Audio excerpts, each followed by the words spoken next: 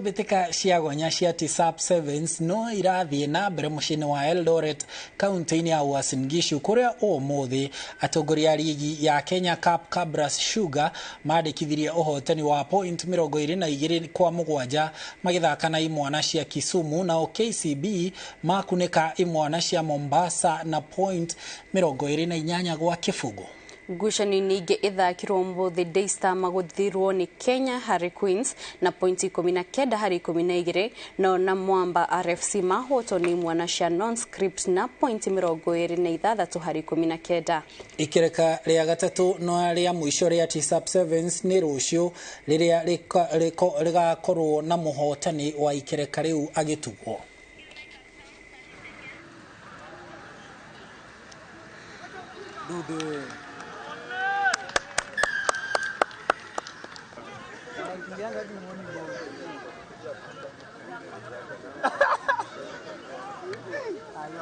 Hey man.